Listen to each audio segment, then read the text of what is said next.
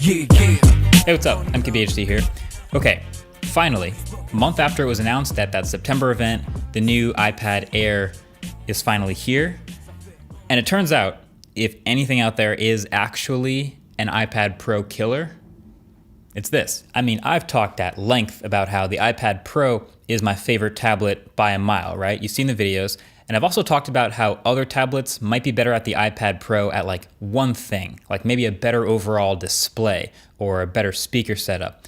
But overall, the whole package for best tablet, for me, keeps going to iPad Pro. But the thing is, most people don't need an iPad Pro, and that thing still starts at $800. But now with all the updates to this 4th gen iPad Air, there's almost no reason for people to go spend that because this thing starts at $599 and it gets pretty much everything most people care about from the iPad Pro, except one thing. So the new design of the iPad Air matches the iPad Pro in basically every way. The boxy all aluminum shape feels rock solid. It's got these grippable flat sides. The buttons are in the same place. It's nice. It has the smart connector at the back, so you can drop it in a smart folio or even a Magic Keyboard case, just like an iPad Pro.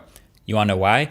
Because it is the Magic Keyboard case for the iPad Pro, and it just fits in the same case because it has the same dimensions.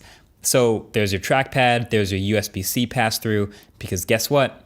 iPad Air also now gets USB Type-C. See, Apple? It's okay to put USB-C in products without the Pro in the name. It's good for everybody. The quad speaker setup that surrounds the display also sounds phenomenal for a tablet, and you have basically the exact same bezel thickness all the way around, thin enough to not be a problem and still look good, but thick enough to actually hold the iPad from any angle and not have accidental screen touches. But then one difference about that bezel is inside it you won't find Face ID. There's just a regular 7 megapixel front-facing camera up there, and instead of Face ID, Touch ID is back, and it's built into that power button up top. So kind of like Pixel 5, they've technically gone backwards as far as biometric authentication methods goes, but in this world of masks that we live in, fingerprint reader is just as convenient as Face ID, sometimes more so. Although with an iPad, you use it at home a lot where you're not really out and wearing a mask as much, so maybe the fingerprint reader is just at the same level as Face ID. Either way, not a problem. It was pretty easy and quick to get used to. Basically, the pro tip is register multiple fingerprints. Actually, that's not even a pro tip, that's just common sense, but a lot of people don't do it. But for me, both index fingers work great, so no matter which orientation the iPad is in, the finger I press the power button with also unlocks it for me. So that's great. And Apple's done fingerprint readers well for a while now. This one is also fast and accurate. The only little bit of friction I had personally was I'm so used to iPad Pro that my unlock is typically touch to wake and then swipe up and it reads my face. But of course, I have to remember on this to touch the power button, which is such a minor thing, but also most people getting iPad Air aren't coming from an iPad Pro, so this is a total non-issue. Around the back, iPad Air literally gets the same 12 megapixel primary camera as the iPad Pro, but you'll note it's just a single camera by itself and a mic, no flash, no ultra wide, no LiDAR. But I mean, if you think about it, how often do you need an ultra wide or a LiDAR sensor, or even a flash for your tablet photography?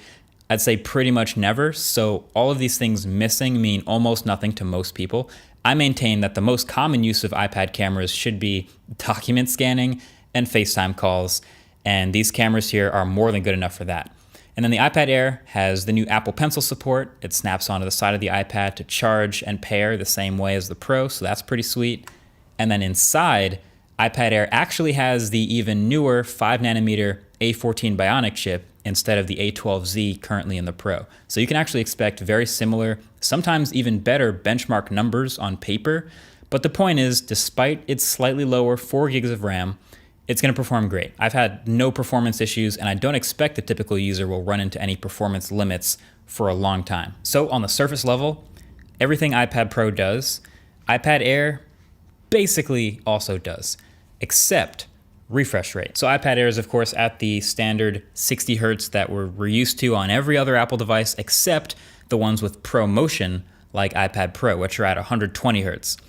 Now, if you've never seen 120 Hertz, which if we're being honest, most Apple users never have, then 60 hertz is gonna look great. But it's like every time I review an iPad, I always can't help but have these thoughts on like the state of tablets in general and how the entire Android tablet ecosystem rose to such great heights and then fell so far. Like there used to be so much conjecture and thoughts and interesting videos about what the tablet OS should look like and how it should multitask and what it should do.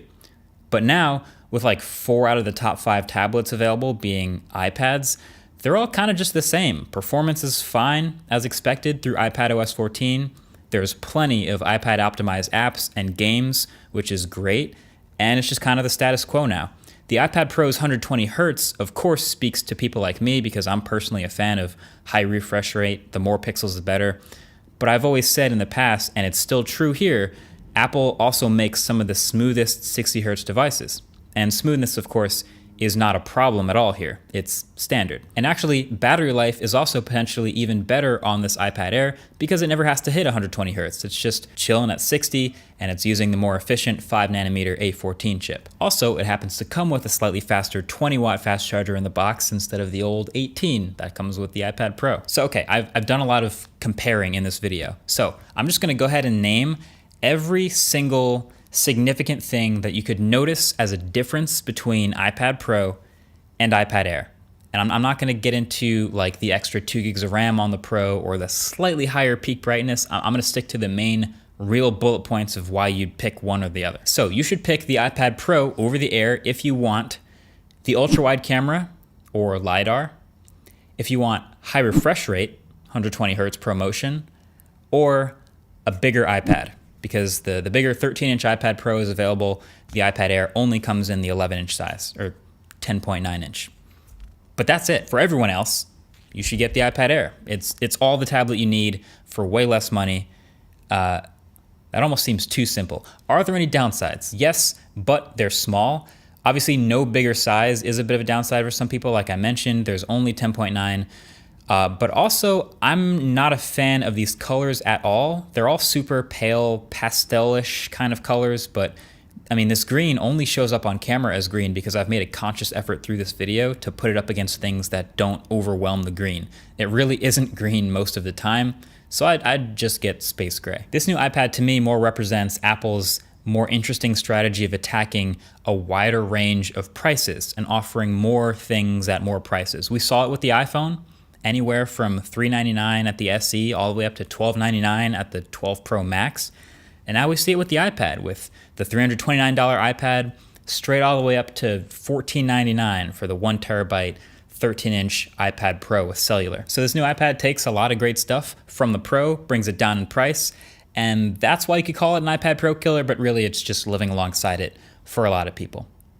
So that's pretty much it. Let me know which one you would pick. Are you a ProMotion type of person like me? Would you go for the iPad Pro? Or are you one of those iPad Air people? Because there's about to be a lot of them. Either way, thanks for watching. Catch you guys in the next one. Peace.